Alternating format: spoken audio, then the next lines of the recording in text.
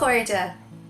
In neolta mé chun taispeántíomh chun is Uirlis Ceoil dhéanamh as seo.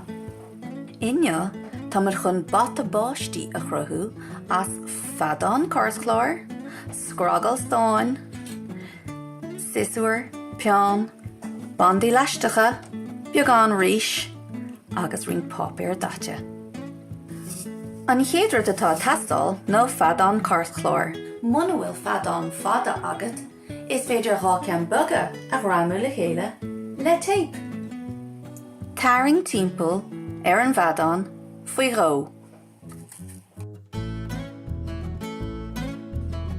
Nuair atá sé sin déanta agat, taring cearcail eile timpeall ar an gcearcail seo.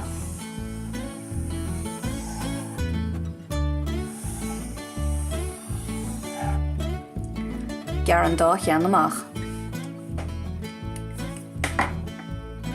Nuair atá an dá cheann geartha amach, den roinnt geartha mar seo is deach sa páipéir. Díreach sús go dtí an líne.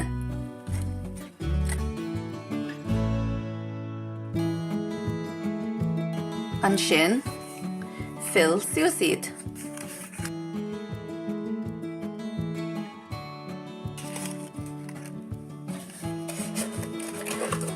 Cruthaigh sé seo clabín deas de bhór an adán. Úsá tape nó banda leisteach le né cheangailt le bhór an adán. Inis bhaid píosa scrágal stáin atá thart ar 25 cm ar leathan.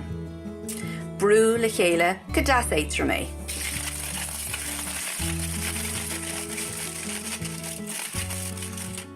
An sin brú go cuaireamach é is deach san adán.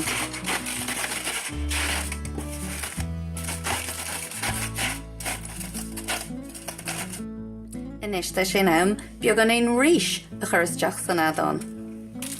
Den go deas cuaireamach é. Dúinn suas an taobh eile leis an gcearcail eile agus le leisteach nó tape.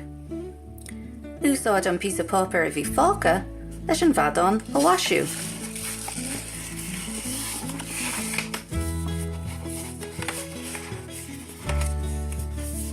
A ríis is féidir leisteach nó tape a úsáid le Naíonán.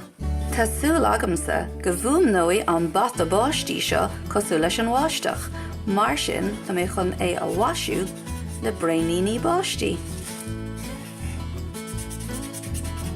Sí go ciúin inis agus bí géisteach leis an bháisteach.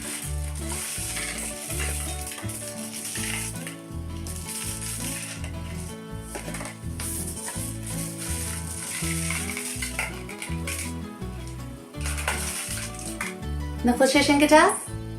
Slán!